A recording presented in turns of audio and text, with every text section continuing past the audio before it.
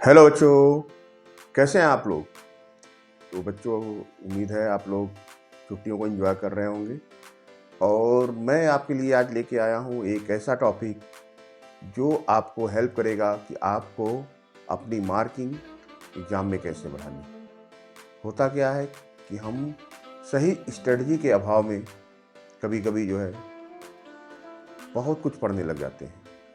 जबकि अगर हम मेन टॉपिक को और सिलेबस को केवल आधार मान के अपनी प्रैक्टिस कंटिन्यू करें तो हम बहुत अच्छे से अपना काम भी कर पाएंगे और अपनी एनर्जी को बचा के उसको सही दिशा में इस्तेमाल कर पाएंगे।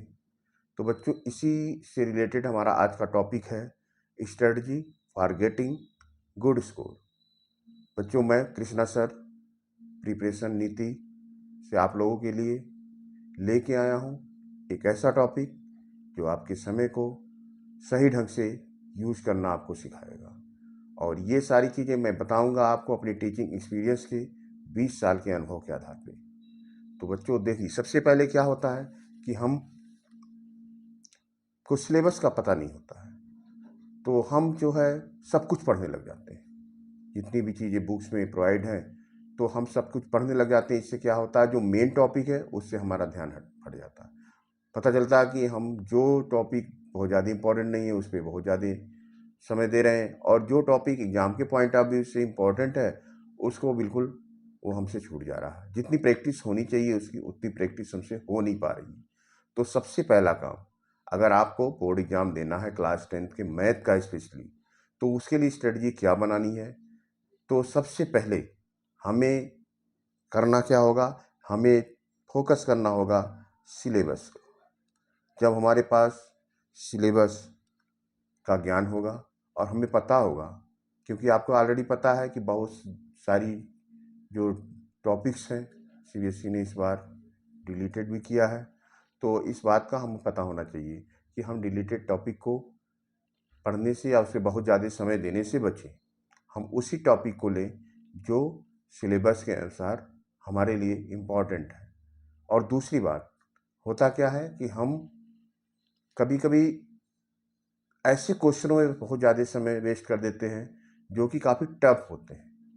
तो एग्ज़ाम या सीबीएसई बोर्ड का जो भी स्ट्रेटजी रहा है अभी तक के, आप अगर पेपर को उठा के देख लेंगे तो सीबीएसई कभी भी एवरेज से हार्ड क्वेश्चन नहीं देता। मतलब एक एवरेज लेवल का ही क्वेश्चन जो है सीबीएसई बोर्ड के एग्जामों में देखा गया है। तो अगर आप बहुत अच्छे नहीं हैं मैथ में तो भी बहुत घबराने की ज़रूरत नहीं है। एक सही स्ट्रेटजी के साथ बहुत इजीली 90% स्कोर आप एग्ज़ाम में गेन कर सकते हैं। तो स्ट्रेटजी में सबसे पहला पॉइंट क्या है कि आपको अच्छे से पता होना चाहिए कि इस साल जो अपडेटेड सिलेबस है वो क्या है। फिर दूसरे नंबर पे आता है सही रणनीति, कि आपको कैसे अपनी स्ट्रेटजी बनानी है। तो बच्चों देखिए, आपको छोटे छोटे जो गोल्स हैं, स्मॉल गोल्स बनाने हैं। बहुत बड़े गोल्स नहीं बनाने हैं, small goals. Decide the small goals. Chapter wise he decide कर लिया। हो सकता है आपने सोच लिया कि नहीं, आज तो मुझे चैप्टर 1 रियल नंबर उसको ख़त्म करना है। तो आपने उठा लिया वो टॉपिक और उसको बहुत ध्यान से, डायरेक्ट क्वेश्चन पे मत आइए। थोड़ा सा आगे पीछे कुछ जो उसके फार्मूलेज दिए होते हैं, उससे रिलेटेड कुछ थियरीज दी हुई रहती हैं, मेन चीज़ें, उसको आप बुक से रीड करके अंडरलाइन कर लीजिए, और ताकि वो अपने आपके दिमाग में बैठ जाए। और इसके बाद आपको एक्सरसाइज की शुरुआत करनी है। तो एक्सरसाइज की शुरुआत करने के पहले क्वेश्चन को ध्यान से पढ़ना है। कभी कभी एक बार पढ़ने पे क्वेश्चन समझ में नहीं आते, तो उसमें घबराने की ज़रूरत नहीं है। आप उसको ध्यान से दोबारा पढ़ें, और क्वेश्चन का लैंग्वेज जब आपकी समझ में आ जाएगा कि क्वेश्चन में वास्तव में पूछा क्या रहा है, तो टू द पॉइंट आपको आंसर देने में आसानी होगी। इसके बाद तीसरा पॉइंट जो आता है वो आता है कि आप क्वेश्चन कभी कभी आपको लगता है कि क्वेश्चन मैं लगा लूँगा, लेकिन जैसे ही एग्जाम हॉल में आप इंटर करते हैं, पेपर और कॉपी आपके सामने आती है, तो अचानक से आपको फार्मूले कंफ्यूज करते हैं, उसके कुछ स्टेप आपको भूल जाते हैं। तो इसका मेन रीज़न होता है कि हमारी प्रैक्टिस में कहीं ना कहीं कमी होती है। तो प्रैक्टिस का मतलब ये है कि कोशिश करिए कि बोर्ड एग्ज़ाम के लिए अभी काफ़ी समय है आपके पास।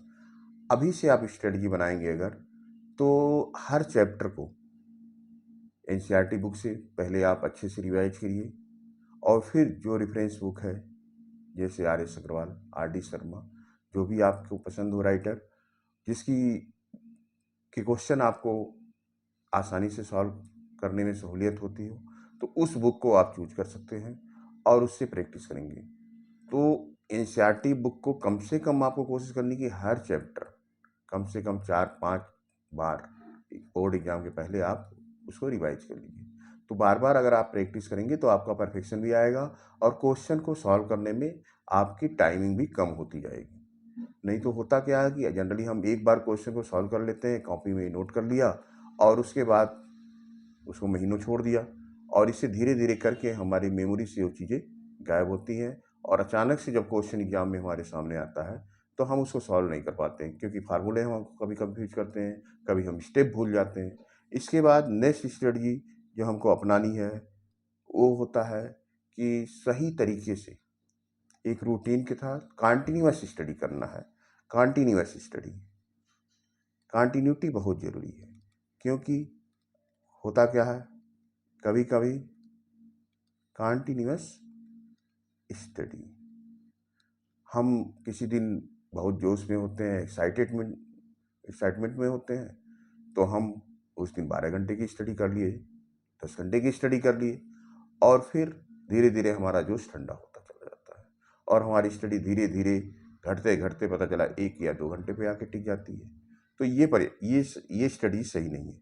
हमको डेली ये डिसाइड करना है कि अगर हमारे 10th लेवल पे 5 सब्जेक्ट या सब्जेक्ट हैं तो हमें सारे सब्जेक्ट को प्रॉपर टाइमिंग देनी होगी।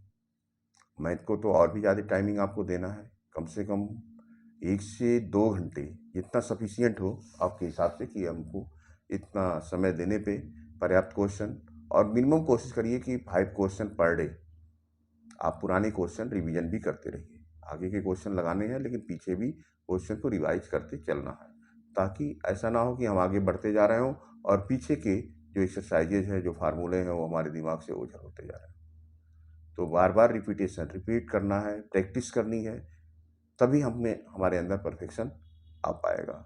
इसके साथ साथ एक और स्टडी है बुक में जो इम्पोर्टेंट टॉपिक है उसको हमको क्वेश्चन की एक्सरसाइज को सॉल्व करने के पहले अच्छे से पढ़ना है, अंडरलाइन करना है और फार्मूलों को अच्छे से रट लेना है। इसके बाद हमें एक कॉपी भी बनानी है जिसमें सिस्टमेटिक ढंग से जो भी चीज़ें हम प्रैक्टिस करते हैं उसको लिखते जाएं। अगर आप रफ कॉपी में करते हैं, इधर उधर खर्च करते हैं, तो क्या होता है कि एग्जाम के समय क्वेश्चन आपको फिर मिल नहीं पाएंगे एक जगह। तो एक पर्टिकुलर कॉपी आप एक सब्जेक्ट की बना लीजिए और एक्सरसाइज वाइज उसमें प्रैक्टिस करिए, ताकि कभी भी किसी भी एक्सरसाइज की आपको ज़रूरत हो तो तुरंत आपको खोलते ही वो दिख जाए सामने। क्योंकि होता क्या, अपने हाथ से जो बनाए हुए नोट्स हैं उनको देखने पे आसानी से आपको क्वेश्चन समझ में आ जाते हैं, समय कम लगता है और बार बार हमको बुक्स खोलने की ज़रूरत नहीं पड़ती। तो स्टूडेंट इस तरह से स्ट्रेटजी बना के हमको पढ़ना है। रफली हमको बस ऐसे ही नहीं कि जैसे ही बैठ गए शुरू हो गए कहीं भी कोई प्लानिंग नहीं है। अगर कुछ भी आप प्लान करके नहीं चलते हैं तो विदाउट प्लानिंग हार्ड वर्क करने से भी कुछ होना नहीं है। होता क्या है कि हम बहुत सारी ऐसी चीज़ों को बार बार पढ़ने लग जाते हैं जिनका हमारे एग्जामिनेशन के पॉइंट ऑफ व्यू से कोई इम्पोर्टेंस नहीं। तो इस चीज़ को दूर करने का हमने आपको तरीका पहले ही बता दिया है कि सिलेबस आपके माइंड में होना चाहिए। सीबीएसई ने क्या किया है, आपका एक सर्किल डिसाइड कर दिया है कि आपको इतना ही पढ़ना है, और उसमें भी सिलेक्टेड चीज़ों को पढ़ना है।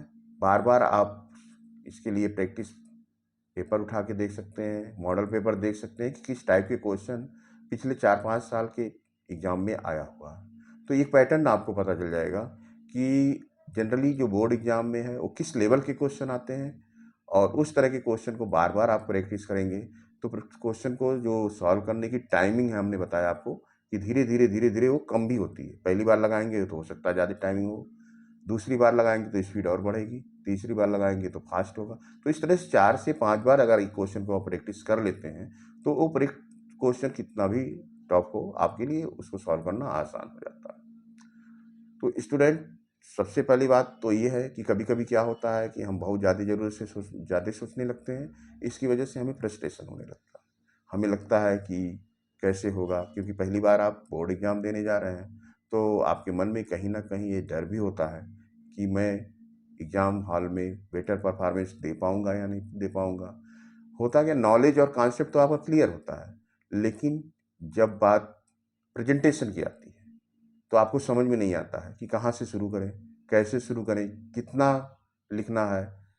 तो ये सारी चीज़ों का बेहतर ढंग से आपके मन में क्लियरिटी होनी चाहिए। जनरली आपको जब भी पेपर मिले तो बहुत ध्यान से पूरे पेपर को पहले पढ़िए, क्योंकि 15 मिनट का टाइम सीबीएसई आपको देता है पेपर पढ़ने के लिए। तो उस दौरान जल्दबाजी में कुछ भी सॉल्व नहीं करना। बहुत ध्यान से पूरे पेपर को पढ़ें, उसके रूल और रेगुलेशन को पढ़ें। उसके बाद जो क्वेश्चन आपको लगता है कि मुझे सबसे अच्छे तरीके से आ रहा है, उसमें जो सेक्शन होते हैं उस हिसाब से आपको समझ में आ जाएंगे कि कौन सा सेक्शन आपको बेटर तरीके से आ रहा है, जिसको आप आसानी से। तो पहले जो अच्छे ढंग से क्वेश्चन आते हैं उसको सॉल्व करिए, इससे आपका कॉन्फिडेंस लेवल बढ़ेगा। और जब आप एक बार क्वेश्चन सॉल्व करना शुरू कर देते हैं तो फिर सारे क्वेश्चन धीरे धीरे जब उसके आप फेमिलियर होते हैं, उसको पढ़ते हैं, तो हो सकता है एक बार में ना समझ में आए, लेकिन दोबारा जब आप उसको 2 बार 3 बार पढ़ते हैं तो धीरे धीरे उस समझ में आने लगता है कि वास्तव में क्वेश्चन में पूछना क्या चाहता है, उसके लैंग्वेज को आप क्लियर कर पाते हैं। क्योंकि मैथ के क्वेश्चन में क्या होता है, बहुत बार हम क्वेश्चन को पढ़ के जल्दबाजी में सॉल्यूशन करना शुरू कर देते हैं और पता चलता है क्वेश्चन में किसी और पॉइंट की चर्चा हो रही है और हम कुछ और सॉल्यूशन निकाल के रख देते हैं। तो इससे भी हमारा टाइम वेस्ट ही होगा और इससे हमको हासिल कुछ नहीं होना है। तो बहुत सारी चीज़ें ऐसी हैं जिसको आपको ध्यान में रखना है। पहली बात तो कॉन्फिडेंस लेवल अपना मेंटेन रखना है। कभी भी ये नहीं सोचना है कि हम मैथ में बहुत कमज़ोर हैं या मैथ में नंबर कम आते हैं, नंबर कटते हैं। बहुत सारे लोग बात करते हैं कि भाई मैथ तो ऐसा सब्जेक्ट है जिसमें अक्सर काफ़ी बच्चे फेल कर जाते हैं। तो ऐसा कुछ नहीं है। मैथ को सही स्ट्रेटजी के साथ कंटिन्यूअस स्टडी किया जाए और साथ में प्रैक्टिस पहलू को भी ध्यान दिया जाए तो मैथ में नंबर स्कोर करना कोई बड़ी बात नहीं होती है।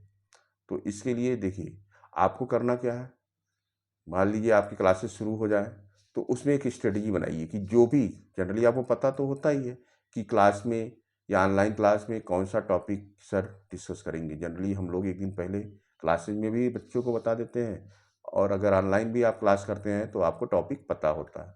तो कोशिश करिए कि उस टॉपिक को आप एक बार बुक से रीड कर लीजिए, ताकि ऐसा ना हो कि क्लास में आप बैठें और टीचर कुछ बोले तो आपके लिए सारे जो टेक्निकल वर्ड हैं, जो टर्म है, वो बिल्कुल नए लगे। एक बार आप उसके साथ फेमिलियर रहेंगे तो जाहिर सी बात है, बहुत ज़्यादा नहीं समझ में आएगा तो एक बार पढ़ने पे 20% तो चीज़ें समझ में आ जाएंगी कि वास्तव में फार्मूले क्या हैं। उसको सॉल्व करने की टेक्निक को कुछ एग्जाम्पल आप देख लीजिए। बुक्स में जनरली एग्जाम्पल दिए रहते हैं, उसी बेस पे एक्सरसाइज के क्वेश्चन दिए रहते हैं। तो आप अगर एग्जाम्पल देख के उसके बेस पे क्लासेज में बैठते हैं तो काफ़ी आपको कम्युनिकेट होने में, टीचर से कम्युनिकेट होने में आपको थोड़ा ईजी होगा। और दूसरी चीज़ क्या करनी है, क्लासेज में जब आप बैठते हैं, जब भी क्लास आप ले रहे हो चाहे ऑनलाइन या ऑफलाइन, तो आपको टीचर की बात को ध्यान से सुनना है। होता क्या कि हम क्लास में बैठते हैं तो कभी क्लासमेट ही डिस्ट्रैक्ट करते हैं, किसी कहीं दूसरी तरफ ध्यान चला जाता है। तो ऐसे में कुछ पॉइंट जो टीचर इंपॉर्टेंट टॉपिक कभी कभी बताता है वो हमसे मिस हो जाते हैं। अगर आप उसके लेक्चर को ध्यान से सुनते हैं तो अगर हम मान लीजिए किसी वजह से कोई टॉपिक है वो हमसे रिवीजन करने से छूट गया तो एग्जाम हॉल में कभी कभी याद आ जाता है कि हाँ सर ने इसको तो ऐसा बताया था, ये फार्मूला सर ने बताया था, और आप उस क्वेश्चन को सॉल्व कर ले जाते हैं। लेकिन अगर वहीं आपने लेक्चर मिस किया तो फिर आपको प्रॉब्लम होगी, क्योंकि आपने रिवीजन भी नहीं किया और लेक्चर भी नहीं सुना, फिर उस क्वेश्चन को सॉल्व करना आपके लिए पॉसिबल नहीं हो पाता। और थर्ड स्टेप में आपको क्या करना है, आपका जो भी लेक्चर आप जो है अटेंड करते हैं, एक बार तो आपने लेक्चर अटेंड करने के पहले बुक को रीड किया ही, प्रैक्टिस किया ही, बाद में लेक्चर के बाद फिर घर जाते हैं तो उसी चीज़ को आपको प्रैक्टिस करनी है। तो इससे क्या होगा कि आपका स्टेप बाय स्टेप जो नॉलेज होता है स्ट्रांग होता जाता है। फर्स्ट स्टेप में जब आपने केवल बुक रीडिंग की थी, केवल 20% आपको समझ में आया होगा। हो सकता है क्लास में लेक्चर आपने किया 20% और बढ़ गया, 40% चीज़ें समझ में आई। घर पे आके आपने प्रैक्टिस किया, नॉलेज का लेवल 60% हो गया। लेकिन आपको इससे ऊपर जाना है। मुझे मालूम है कि आप 60% से सेटिस्फाई होने वाले नहीं, आपको और अच्छे नंबर चाहिए। तो इसके लिए आपको क्या करना है, एक प्रॉपर वे में एक फेयर कॉपी बनानी है, और जो भी एक्सरसाइजेज होते हैं उसको प्रॉपरली एक्सरसाइज वाइज सॉल्व करना है। क्योंकि अगर आप इधर उधर रैंडमली रफ कॉपी में सॉल्व करते हैं तो होता क्या है कि 1 साल तक आपको वो चीज़ें संभाल के रखनी है और मिस हो जाती हैं रफ कॉपियाँ। और उस समय 1 महीने के पहले अगर आप उस कॉपी को खोजना शुरू करते हैं तो कॉपी मिस मिलेगी नहीं। फिर आपके लिए वही होगा, टाइम की वेस्टिंग होगी, फिर से नोट्स बनाने होंगे। तो फेयर कॉपी प्रॉपरली होनी चाहिए, जो कि आपको संभाल के रखना है पूरे 1 साल तक। और एग्ज़ाम टाइम में वो आपको टाइम को बचाता भी है और क्वेश्चन को आसानी से समझने में मदद भी करता है। तो इस तरह अगर आप नोट बनाते हैं तो आपका 80% काम हो जाता है। और इतना काम करने के बाद इसमें कोई कन्फ्यूजन नहीं रहेगा कि आपको क्वेश्चन सॉल्व करने में 80% सफलता मिलेगी। लेकिन अगर आपको और नहीं, आप इससे संतुष्ट नहीं कि नहीं हमको तो 90 प्लस जाना, 95 लाने हैं, तो लास्ट स्टेप में आपको क्या करना है, प्रैक्टिस। और प्रैक्टिस का मतलब 1 या 2 बार नहीं, एक एक चैप्टर को कम से कम आप बोर्ड एग्जाम के पहले कोशिश कीजिए कि 4 से 5 बार, मिनिमम 5 बार आप उसको रिवाइज कर जाइए। क्योंकि जितनी ज़्यादा बार आप रिपीट करेंगे क्वेश्चन को, उतना ही क्वेश्चन को सॉल्व कर पाना आपके लिए आसान होगा, उतनी ही अच्छी सी रिप्रेजेंटेशन आप दे पाएंगे। हर बार जब आप क्वेश्चन को लगाते हैं तो आपको लगता है अरे पहली बार तो हमने किया था, ये टॉपिक तो मुझसे छूट गया था। जनरली हम लोग भी लेक्चर लेते हैं, तो अब इतने सालों से मैं आपको क्लासेस ले रहा हूँ, और हर साल मुझे लगता है कि अरे पिछले साल तो ये माइनर टॉपिक मुझसे छूट गया था, इस बार मैंने फिर इससे पढ़ा, वो नया टॉपिक मेरे सामने आया। तो कुछ नया सीखने को हमेशा मिलेगा। ऐसा नहीं कि एक बार में ही आपने पूरी चीज़ें क्लियर ही कर ली। तो बार बार रिपीट करेंगे तो आपका नॉलेज का लेवल ऑटोमेटिकली बढ़ता जाएगा।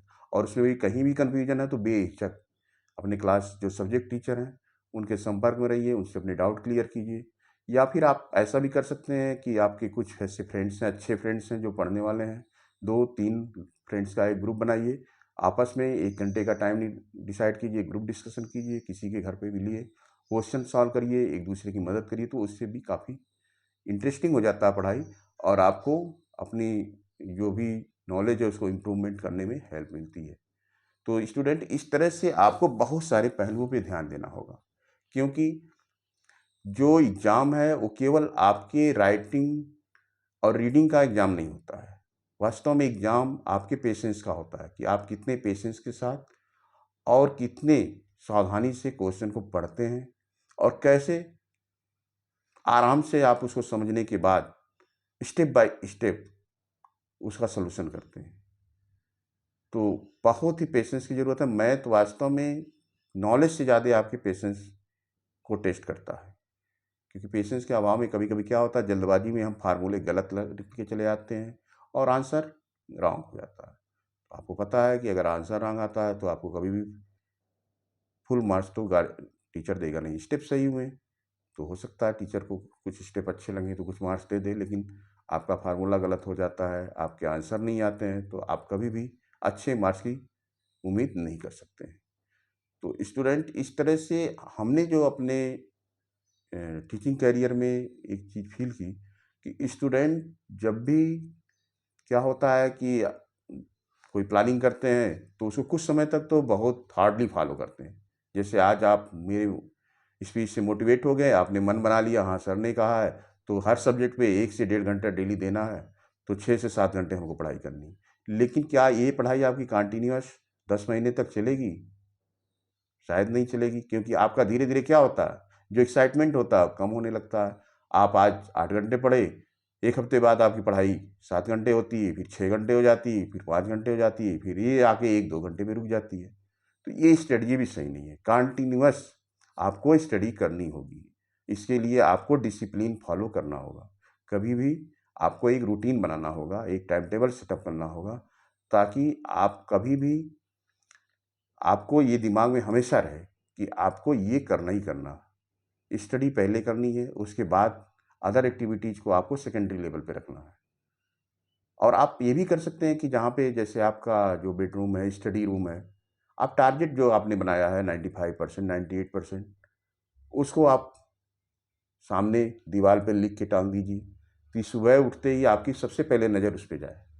जब आपकी नज़र के सामने फर्स्ट टाइम उठते ही वही चीज़ आएगी, 95% स्कोर करना है, तो फिर आपका माइंड डिस्ट्रैक्ट नहीं होगा। दिन भर आप उसी के बारे में सोचेंगे कि हम इस बार हमने डिसीजन लिया है, हमको गुड मार्क्स स्कोर करना, हमको रैंक लाना है क्लास में। फिर आपका मन किसी और काम में नहीं लगेगा और धीरे-धीरे पढ़ाई में जब इंटरेस्ट डेवलप हो जाएगा, तो आप उसी में एन्जॉय करने लगोगे। पढ़ाई को एन्जॉय करिए, पढ़ाई को बर्डन समझ के कभी मत करिए। आप सोचिए उसको कि ये मेरी हॉबी है, मुझे इसको करना है, तो आप धीरे-धीरे कर ले जाएंगे। और ये चीज़ आपको करना है। फार्मूले हैं, तो फार्मूले भी आप जनरली कर सकते हैं, चार्ट पेपर पे लिख के उसको स्टडी रूम में चिपका सकते हैं, ताकि आप लेटे हैं, कभी मान लीजिए पढ़ने का मन नहीं किया, ऐसे ही आप का नज़र दीवार पे गया और फार्मूले फिर एक बार रिवाइज हो गए। तो इस तरह से ये सारी चीज़ें आप अपना के जो है अपने आप को परफेक्ट कर सकते हैं। और आपका जो डर है मन में कि मैथ बहुत टफ है, मैथ के फार्मूले तो भूल जाते हैं, ये तो बहुत लेंदी है, लर्न नहीं होता है, ये सारी चीज़ें धीरे धीरे आप देखेंगे कि आपको सहज लगने लगेंगी। और फार्मूलों को ना केवल लर्न करना बल्कि उनको इम्प्लीमेंट करना भी आपके लिए आसान हो जाएगा। तो स्टूडेंट इस तरह से हम लोगों को बोर्ड एग्जाम के लिए एक प्रॉपर स्ट्रेटजी बना के चलनी है। सिलेबस का जो सर्कल है उसको ध्यान में रखना है, इधर उधर की चीज़ों में नहीं पढ़ना, बहुत डीप नॉलेज के चक्कर में नहीं पढ़ना है, एवरेज क्वेश्चन सॉल्व करने हैं। और अगर कोई क्वेश्चन लगता है कि हमसे सॉल्व नहीं होगा तो छोड़ दीजिए। एक क्वेश्चन के चक्कर में आपके पता चलते हैं कि पूरे एक्सरसाइज छूट जाते हैं कभी कभी। तो इसलिए जो है बहुत हाई लेवल के क्वेश्चन पे अपना टाइम वेस्ट ना करके जो क्वेश्चन आपसे आसानी से सॉल्व हो जाते हैं उसी में मन उसी को लगाइए। और विश्वास करिए कि क्वेश्चन उसी लेवल के आते हैं, एवरेज स्टूडेंट को ही ध्यान में रख के बोर्ड के पेपर बनाए जाते हैं। तो स्टूडेंट इस तरह से जो मेरा एक एक्सपीरियंस रहा है अपनी टीचिंग लाइफ का, उसको मैंने आप लोगों के साथ शेयर किया। और ये अनुभव मैंने 20 सालों में लिया है और आपको आज मैं 20 मिनट में इस सारी एक्सपीरियंस शेयर कर रहा हूँ। तो उम्मीद है कि आप लोग मेरे द्वारा बताए गए जो भी एक्सपीरियंसेज हैं उससे कुछ सीखेंगे और अपनी एक अलग स्ट्रेटजी बनाएंगे। आप स्ट्रेटजी अपने हिसाब से बनाइए। मैं नहीं कहता हूँ कि मैंने जैसा कहा स्टेप बाय स्टेप वो फॉलो कीजिए, क्योंकि हर बच्चे का अपना क्वालिटी होता है, कोई दिन में पढ़ता है, कोई रात में पढ़ता है, कोई सुबह पढ़ता है, कुछ। लेकिन ये है कि आपको डेली 24 आवर में 6 to 8 आवर की कंटिन्यूस स्टडी करनी है और हर सब्जेक्ट को प्रॉपर टाइम देना है। किसी भी पेपर सब्जेक्ट को कम या अधिक नहीं आंकना है, क्योंकि हर पेपर आपको मालूम है कि वो 100 नंबर आपको दे के जाएगा। सबकी मार्क्स के पॉइंट ऑफ व्यू से देखा जाए तो वैल्यू सेम। और रैंक अगर आपको लाना है तो हर सब्जेक्ट को आपको अच्छे से पढ़ना ही होगा, रिवीजन करना ही होगा। और इसके लिए सबसे ज़रूरी है रिप्रेजेंटेशन अच्छा होना चाहिए। केवल कॉन्सेप्ट क्लियर होने से आप एग्ज़ाम में अच्छे स्कोर कर लेंगे इस बात की गारंटी नहीं है, क्योंकि पहले से अगर आपने प्रैक्टिस नहीं किया, पहले से उसको राइट करके नहीं देखा है, पेपर पे सॉल्व नहीं किया है, तो केवल आप समझ के चले गए, ऑनलाइन क्लास कर लिया आपने या बोर्ड पे आपने देख लिया और आपको लगता है कि मैं क्वेश्चन सॉल्व कर लूँगा, तो ये गलतफहमी आप मत रखिएगा। प्रैक्टिस करती करिएगा खुद से, पेपर और पेन लेके घर पे डेली प्रैक्टिस करिए। और इस तरह से आपकी जो प्रॉब्लम्स है धीरे धीरे आप देखेंगे कि आपको मैथ में आप इंटरटेनमेंट करने लगेंगे, इंजॉय आने लगेगा और फिर आपका मन ऑटोमेटिकली पढ़ाई में लग जाएगा। तो स्टूडेंट मुझे लगता है कि बहुत सारी बातें हमने आपसे कर ली और आप मेरी जो स्ट्रेटजी है, जो मैं आपको समझाना चाह रहा था, उसको भी काफ़ी हद तक आपने समझा होगा। और उम्मीद करता हूँ कि आप आज ही अपना एक रूटीन, एक टाइम टेबल फिक्स करेंगे और आज से ही बोर्ड एग्ज़ाम की तैयारियों में जी जान से लग पाएंगे। बाकी आपके गाइडेंस के लिए, आपके हेल्प के लिए हम लोग प्रिपरेशन नीति लेके आए हैं और आपके सारे डाउट यहाँ पे क्लियर हो जाएंगे। आपको पढ़ना कैसे है उसको भी हम सरल और सहज भाषा में आपको समझाने का प्रयास करेंगे। आपको टफ से टफ मैथ के क्वेश्चन कैसे आसानी से सॉल्व कर सकते हैं ये टेक्निक आपको बताएंगे, बहुत सारे ट्रिक आपको बताएंगे, ताकि आपको फार्मूला लर्न करने में, क्वेश्चन को सॉल्व करने में आसानी हो। और स्टूडेंट आपको अगर मेरी बात लगी हो कि काम की बातें हैं, आपको पसंद आई हो, तो मेरा वीडियो जो है लाइक करेंगे, शेयर करिए और सब्सक्राइब करिए, ताकि इससे हमको मोटिवेशन मिले और हम आगे आप लोगों के लिए और अच्छे से अच्छा वीडियो लेके आएँ और इसी तरह आपको गाइडेंस करते रहें। ओके बच्चों, हैव अ नाइस डे।